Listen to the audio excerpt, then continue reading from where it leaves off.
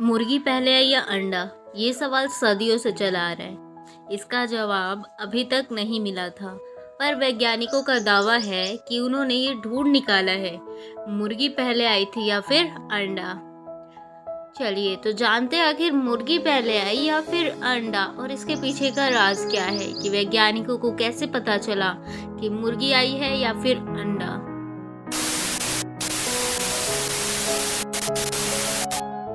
आपको जो ऊपर चित्र दिख रहा है, ये एक चित्र नहीं बल्कि एक असलियत है। आपको लग रहा होगा कि ये एडिट करके बनाई गई है, पर धरती पर एक ऐसा भी लेक है जो बिल्कुल आंखों की तरह दिखता है, वो भी बहुत सुंदर रूप में। पूरी जानकारी पाने के लिए आप मेरी पूरी वीडियो ज़रूर देखिए। हम इसके बारे में पूरी विस्तार से आपको आगे की वीडियो में बताएंगे। लायर बर्ड, शायद ही आपने ये नाम सुना होगा।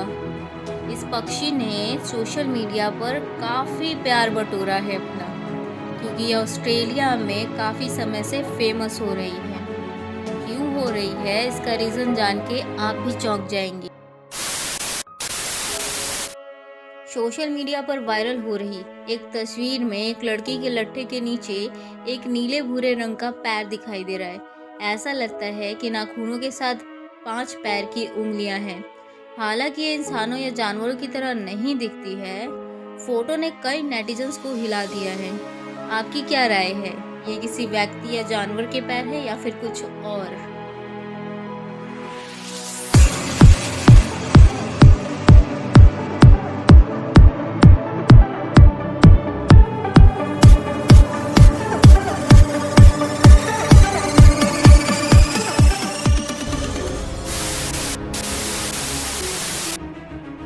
लायर बर्ड हाल ही में बहुत ज़्यादा प्यार बटोरने वाली बर्ड है। दरअसल ये बर्ड इसलिए फेमस हुई क्योंकि इसने एक कार की हॉर्न का आवाज़ निकाला।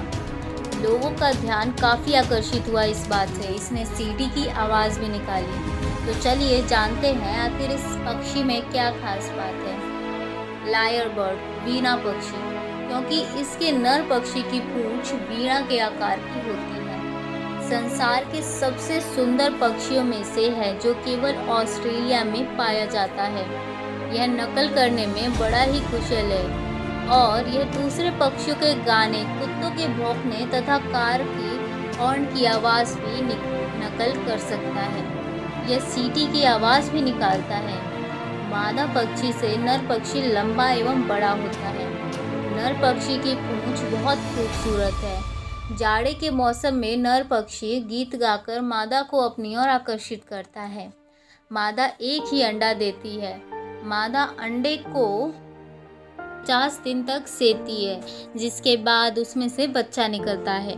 मादा ही उसकी देखभाल करती है। यह पक्षी कीट पतंगों, केंचुआ, मकड़ियों को खाता है। यह एक शर्मीला पक्षी है तथा आसानी से प्रकृति में दिखाई नहीं देता। इसकी आवाज़ से ही इसकी उपस्थिति को जाना जा सकता है। मादा पक्षी भी आवाज़ की नकल करने में कुशल है, परंतु यह बहुत कम बोलती है। तो आपको यह जानकर कैसा लगा और क्या आप इस पक्षी को देखना चाहोगे?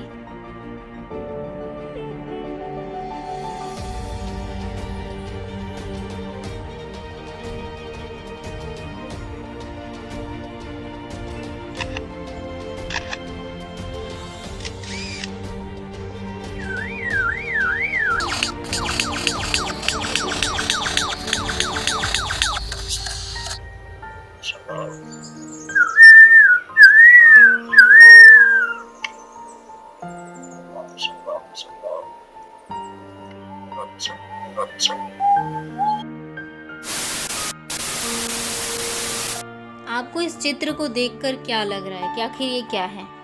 तो चलिए अब इसका राज खोल देते हैं और जानते हैं कि आखिर इस तस्वीर का राज क्या है। तो यह तस्वीर भारतीय वन सेना अधिकारी सुशांत नंदा ने ट्वीट करके साझा किया था।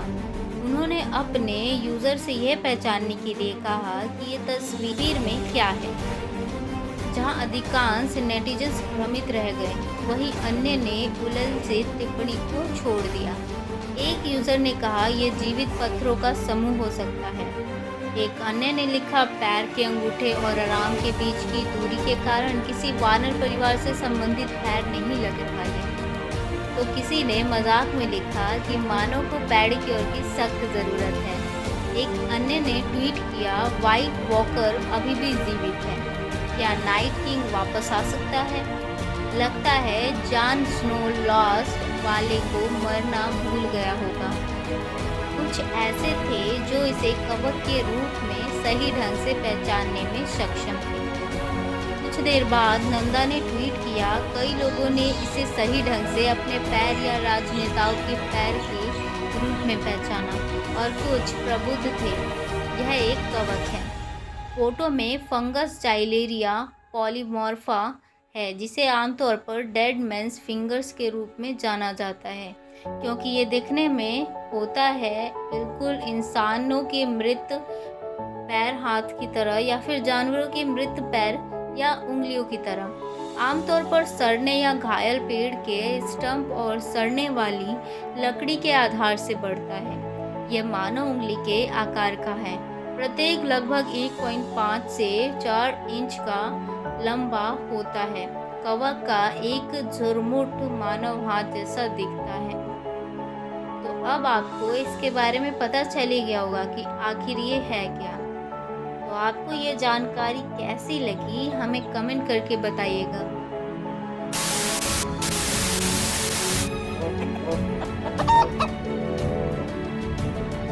पहले मुर्गी आई या अंडा? वैज्ञानिकों ने इस प्रश्न का जवाब ढूंढ निकालने का दावा किया है।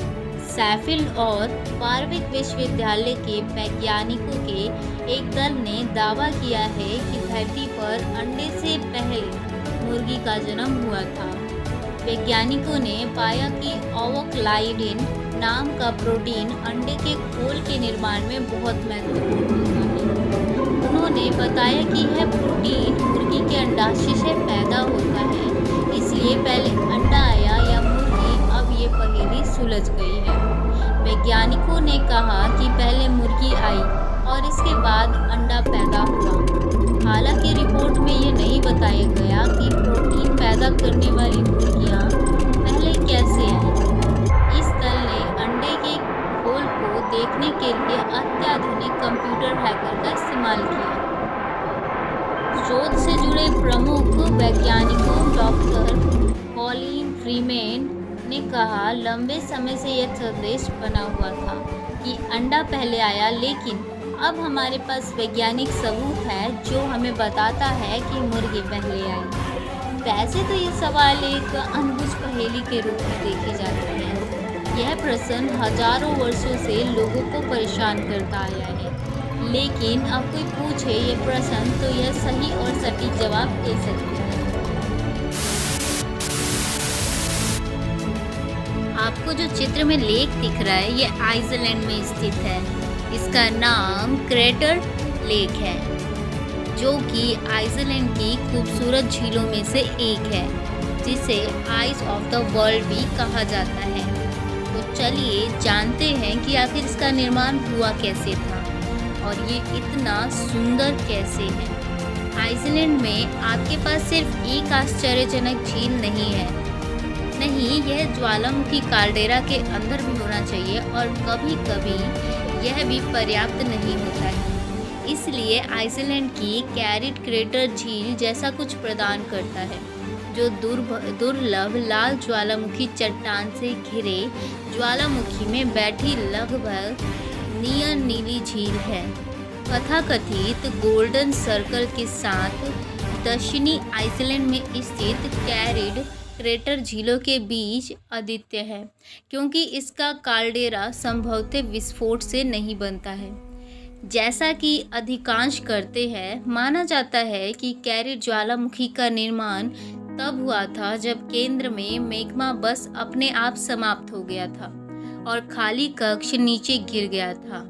झील के निर्माण के लिए भूगर्भीय सूक्ष्मता के बावजूद इसके रंगों का चमत्कार इंद्रधनुष अस्पष्ट दिखता है।